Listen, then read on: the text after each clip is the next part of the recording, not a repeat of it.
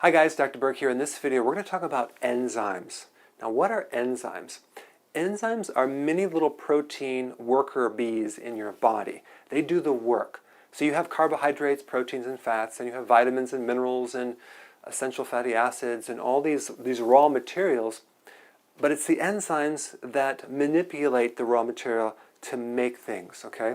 So first of all, when you eat, there's enzymes that are triggered by the food that you eat, and it tells the pancreas what enzyme to release. So there's very specific enzymes for very specific foods. And so when that enzyme is ready and being pumped out, by the time the food gets down there, it breaks down that type of food. So you have protein enzymes, fat enzymes, carbohydrate enzymes, starch enzymes. You have enzymes for breaking down the DNA. You have enzymes for collagen.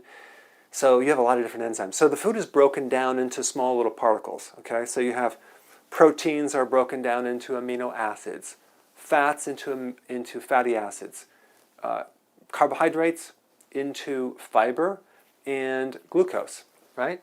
So what happens is that now your body has to make enzymes to build back up these small particles into new tissue. So let's say you ate, you ate something like this, right?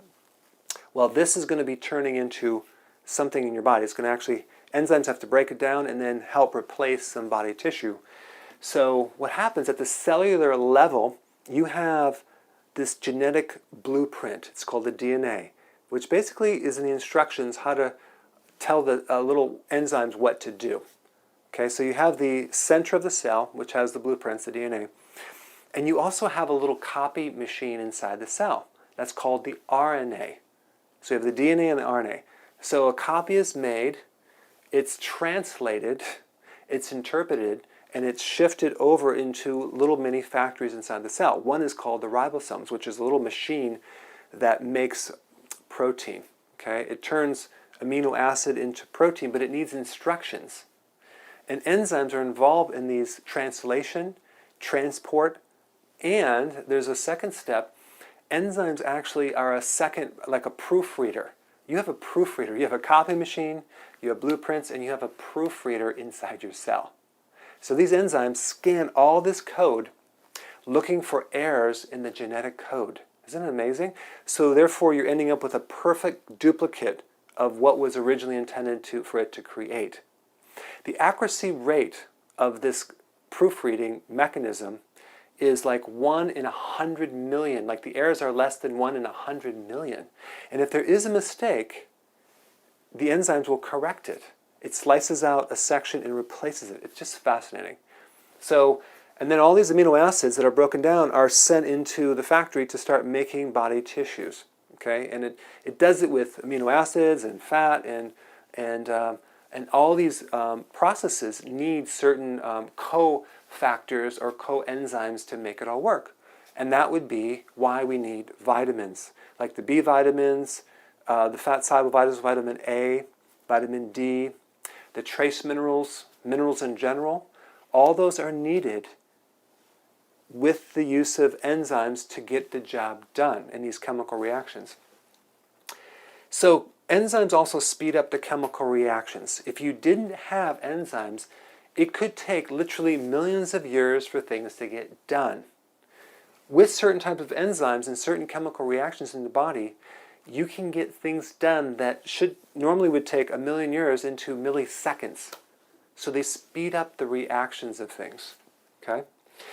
Enzymes can recycle itself, and that's what's fascinating. They actually don't get used up in the chemical reaction. It's just amazing. They actually get recycled. They're very efficient little guys. Drugs and poisons are enzyme inhibitors. That's how most drugs work. They inhibit enzymes in your body. So they block the enzyme reaction. Enzymes are triggered by pH changes. So there's a real strong protein enzyme in your stomach that is activated once your pH gets between 1 and 3, which is very, very like battery acid. It's really strong. And then that enzyme for protein kicks in there, it gets released, and you can start breaking down protein. So if your stomach is not strong enough, especially as you age, and you don't have the acid, you're not going to release that protein enzyme. Therefore, you're not going to digest protein that well. It's going to end up you're going to get a gas and undigested protein and constipation and bloating just by this fact that the pH is incorrect. That's why it's important to have the different parts of your body the correct pH, whether it's in the blood or it's in the gut. There's all these different pHs. So that's one of the purposes of having the correct pH, is that it activates enzymes. Hormones can activate enzymes too. There's an enzyme that burns fat called hormone sensitive lipase, okay? And that's activated by the lack of insulin. So when you don't have enough insulin, or you have normal insulin, it's not too high, that enzyme kicks in there and starts burning fat for you. So then you have enzymes that are triggered by temperature. So if you take, for example, canned food, what they do is they pasteurize it. Same thing they do with orange juice and a lot of the food, so it can sit on the shelf life, because if you have other food that goes bad quick because enzymes, anytime you cook food, you can help it last longer on the shelf, right? But the problem is, when you consume too many cooked foods over a long period of time, you can deplete your enzyme reserves and end up with a lot of degenerative disorders, okay? So, but some of these enzymes can survive very, very high heat. There are enzymes produced by microbes that can withstand the heat of lava. I mean, that's just amazing to me. So temperatures can definitely affect certain enzymes. We already talked about vitamins and minerals and cofactors, but what I wanted to mention to you is that each vitamin complex in nature comes with its own enzyme. Like vitamin C complex, it has ascorbic acid, it has vitamin P, which is bioflavonoids, it has vitamin J, which is the anti-pneumonia vitamin, it has vitamin K, which is for clotting, but it also has an enzyme called tyrosinase, which basically is made with a mineral, trace mineral called copper. So it's an enzyme form of copper that's used in the production of collagen. Okay, so that's why vitamin C is good for collagen, and your adrenal glands store vitamin C. So enzymes are involved in a lot of different things. See, vitamins wouldn't even work if you didn't have enzymes, and enzymes wouldn't work if you didn't have minerals. So you really need the whole package. So when we get into nutrition, we need plant-based minerals. We don't want to take like minerals from the earth, like in soil, like calcium carbonate. And a lot of the minerals in synthetic vitamins are just like dead. But if you have plant-based minerals and trace minerals and vitamins, they're much more functional.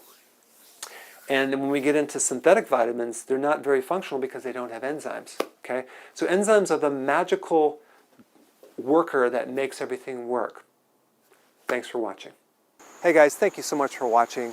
Please click the subscribe button, and I will see you in the next video.